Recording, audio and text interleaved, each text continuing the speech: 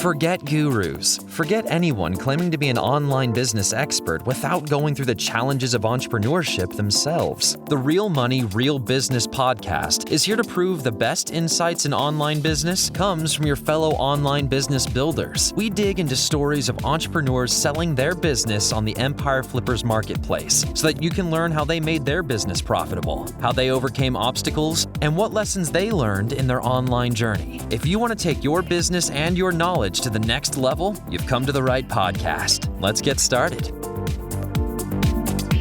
Hey everyone, welcome to the Real Money, Real Business podcast. I'm Lauren, and today we have Paul on the show, who's selling an Amazon FBA and e-commerce business on the Empire Flippers marketplace. Hey Paul, welcome to the show. How are you doing today? Hi Lauren, thank you for your invitation. I'm fine, waiting for this interview for a while now. Yeah, it's a very exciting time for you, I'm sure. And thank you so much for taking the time to come on the show. Really looking forward to learning more about your business. But before we dive in, let's give the listeners a brief summary of the business so they know exactly what we're talking about. As I mentioned, this is an Amazon FBA and e-commerce business. It was created in February 2019, and it's in the equipment niche. The average revenue for the business is $67,852 per month. And it makes an average of $29,543 per month in net profit. The assets included with the business are an Amazon Seller Central account with 4 SKUs, a domain including all site content and files, supplier contracts and relationships, an eBay account, a GoDaddy store, additional SKUs, a Facebook account, an email list with 750 subscribers, and US and UK trademarks. Please note that inventory is not normally included in the list price. Further details will be provided to active buyers. For everyone listening, you can visit empireflippers.com/marketplace and search for listing number 64074 to learn more about this business. Or you can unlock this listing to start your due diligence if you're interested in purchasing this asset. So without further ado, let's hear from the seller. Paul, can you fill us in on your background in starting and running online businesses?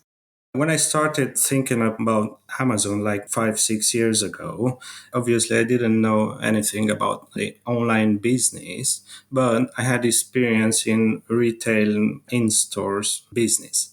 So what I've done, I've put in practice my knowledge, and obviously then after I started to learn more about Amazon business, how it works, and so on and so forth.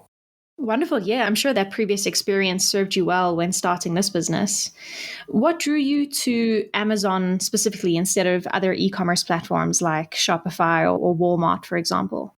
Well, I find Amazon the biggest on the market, which it is, and probably one of the easiest as well. What I find easy, for example, Amazon versus eBay, is that Amazon can handle all your stock and delivery, which is a big plus for us. I mean, for my business was a big plus because I don't have to do a FBM fulfilled by merchant because I don't have the time for that. Yeah, it certainly is one less headache for sellers to worry about.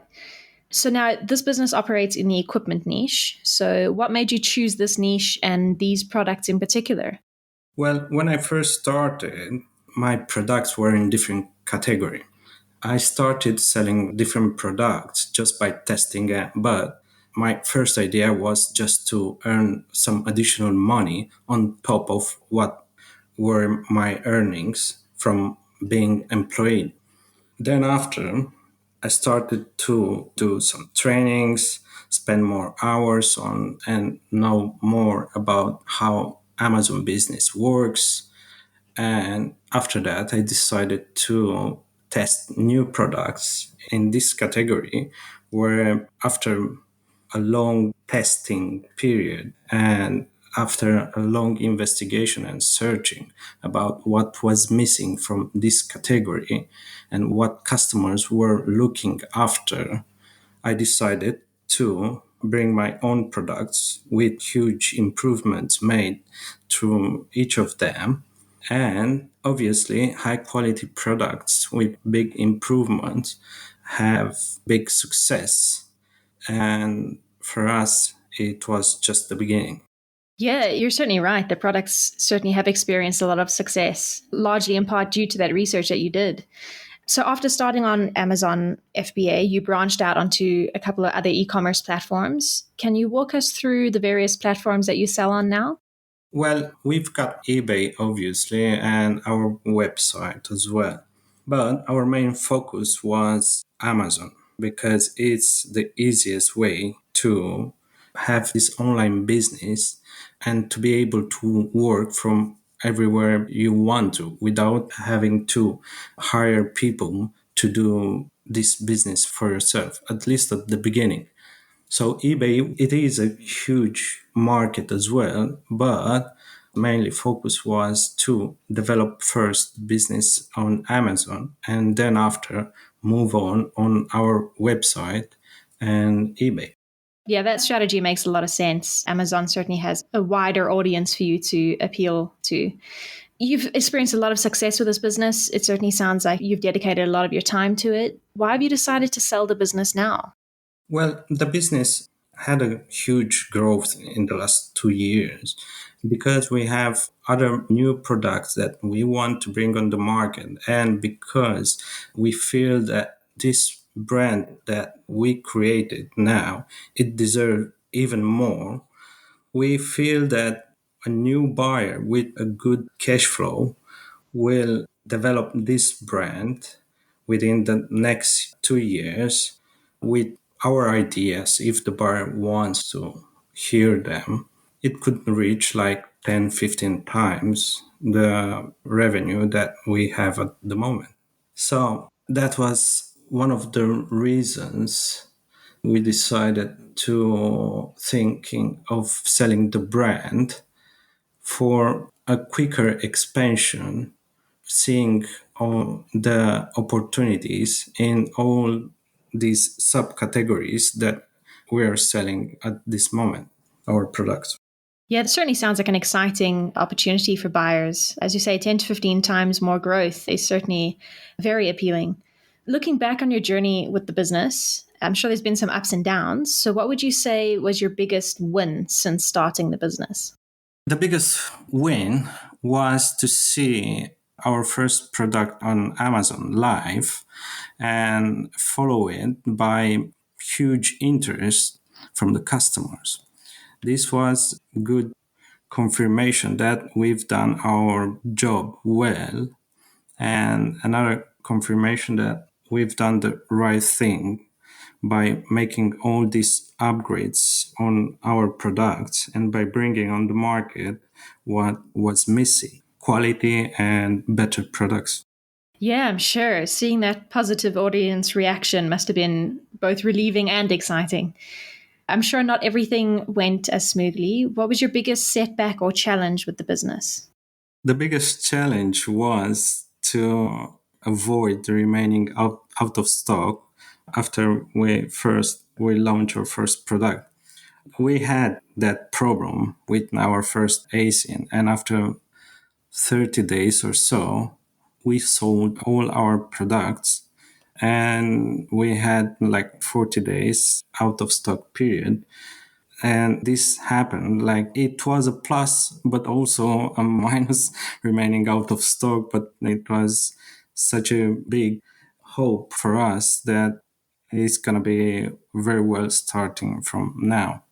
So after we got our new stock back on Amazon, things that back to normal. And since then, we haven't had this problem with our other products or the one that we launched first. Yeah, that's great to hear. It certainly is tricky figuring out when you're going to need stock in the beginning, but I'm glad you were able to bounce back from that. It sounds like you got a lot of traffic coming to your listing, and that's why the product sold so quickly. So, how are you attracting that traffic to your products? Are you using PPC or listing description SEO? PPC is one of the biggest things that we focus on. But also, we try to bring traffic from Google Ads, some Facebook ads from time to time. But PPC is our main focus. Now I can say that if you check on our products on any main keywords or any other important keywords, you can see our products 15 times on the first page. It's kind of hard for the customer miss to buy one of our products, considering half of the first page is fulfilled with our products. That's fantastic. It certainly seems to be working very well for you. Yes. At the moment, our market share is between 35 to 46%. And that market share, we have it like for 1 year and a half or so. Yeah, that's wonderful. It seems like you're really capitalizing on the power of PPC. And as you say, it's hard for customers to miss your products now. I see you have a Facebook account as well. Does that drive any traffic to your business? Yes, a bit, but not too much. We also have some promotion on our Facebook page. We do from time to time, especially when we launch new products or when we have like huge discounts or something like that, like Black Friday or Christmas period, like Q4 now. But I believe that Amazon has enough traffic and customers, and our focus should be on Amazon mainly, but also on eBay, maybe Etsy, maybe our own website, because we are doing some sales on our own website as well.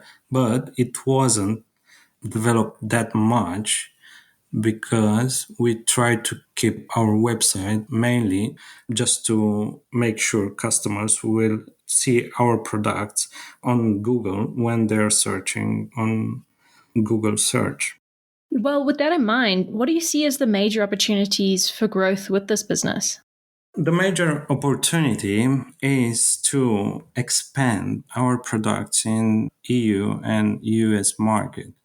At the moment, as you said, we've got 4 ASINs. 3 of them have been with our company for a while now, and those are the main products who bring our profit. We have added an additional new product like 45 days ago, and I can confirm we already doubled our revenue since we've got the new product on the market. On top of that, we've got 3 other more products which we intend to bring them on the market, or we are open to share with the future buyer all the details and strategy about these new products which were studied in the last 2 years and which could help the future buyer to develop himself very quick.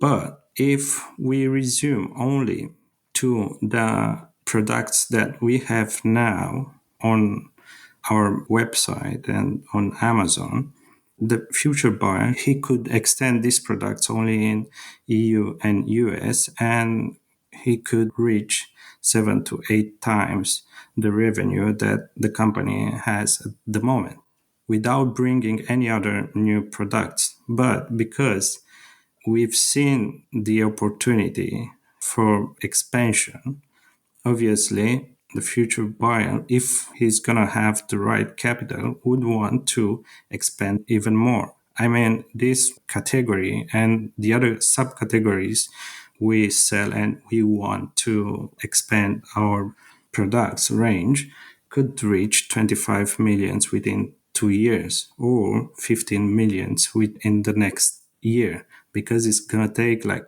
3 months just to have all the other products in stock on Amazon. And I mean here about production plus transport. And obviously, it will remain 8 months from the first year to launch and develop and start making money from those other products. Yeah, that's wonderful. It certainly sounds like there are a good number of opportunities there, from the expansion to the new products. Definitely some exciting things for buyers to take advantage of there. Let's take a look at your inventory now. Can you walk us through your supply chain? Where are your suppliers based, and how does inventory get from the supplier to Amazon? Our supplier is from China, is one of the biggest manufacturer of these products in China. And we've been working with them for over 2 years now. And we can say that we have developed very good relationship, and we also have some NDA contracts signed from one of our products with exclusivity, for example, in the UK market. So one of our products cannot be sold to anyone else for the UK market. And we have also agreed with the manufacturer if we expand to EU or US, each of these markets, and we're gonna bring enough sales in those markets, we have agreed to sign other NDAs with exclusivity. So our business idea is not only to sell our product, but also if we made them different than other sellers, then we want to have some exclusivity from the manufacturer we work with, and they agree on that. On the other hand, the shipping now is sent to UK with train and then followed by DPD or UPS. It takes around 35 days for the goods to arrive from China to UK, for example, and around 30 days to Germany and around 30 days to US, or less than 30 days. Yeah, it's wonderful that you have such a good relationship with your supplier. And then exclusivity is a fantastic thing to have since your products are so unique compared to your competitors. Do you know what your current inventory limits are at Amazon warehouses? Well, our current inventory limits are 16,000 or so. That means we have at least 15 times opportunity to bring more stock through Amazon. We never had problems with the stock limitations because our products were having good sales, and Amazon extended the limit every single month. That's great to hear. And as you say, there seems to be room for expansion there with your storage as well. Paul, do you operate this business alone or do you have any employees who help you out? I don't have any other employees. It's just me and my wife. We're working for this small business. Okay, so what does a typical work week look like for you in that case? Obviously, this business has grown quite a lot. So, how many hours are you spending per week on the business, and what sort of activities are you spending your time on? Well, a usual program of ours is working like between 5 to 8 hours per day. Most of the working hours starts around 7. So we try to focus on our job from 7 to 3 in the afternoon. Afterwards, our main focus is spend time with family, with our child. One of the reasons, because we've tried to test it to see how it works, US market with one of our products, and it was the time difference was a big problem for us. We sent one of our products in the US, and because the time difference, we had two options: either hire a company or hire a person, either focus only on UK and EU market. At the moment, we decided to keep only UK and EU market because we didn't want to handle our business to company. We're still small. Probably for future buyer who wants to develop this business is gonna need 100% one person to handle the US market because it's like 7 times bigger. So you need to pay much more attention on PPC strategy, ranking, and everything what is going on that market, considering it's much bigger. Yeah, well, staying in that same train of thought, what do you think the biggest challenge will be for a buyer taking over this business? It depends on the buyer strategy. If the buyer strategy is, for example, for the next 12 months, just to extend the actual products that we have, like all four of them, just to expand them in EU and US, this is going to bring like 7 sales at least. If he wants to bring additional products on the market and start selling the other ideas of ours for these new products, then he's going to have to invest more, but the benefits will be even higher. If he wants to bring all these new products and expand to all these markets, obviously he's gonna need to hire either an agency who can deal with all these markets, or hire two people, one to deal with the EU and UK market and another one to deal with the US market. From what we've seen and tested so far, the opportunities are huge. But the most important thing is, for example, from US, if the future buyer wants to have these products in the US market, the best way to do it is to launch at least two of them in the US market, and that will help him with the conversion and for the brand to have more sales. The customers will have more faith and more trust seeing the brand having two or three products already in that market. Launching in the US market only with one of the products will be harder and will bring more expenses at the beginning. So it depends on the strategy of the buyer. In the EU market, things are much easier, but the sales in the EU market are like 1.5 times bigger than UK.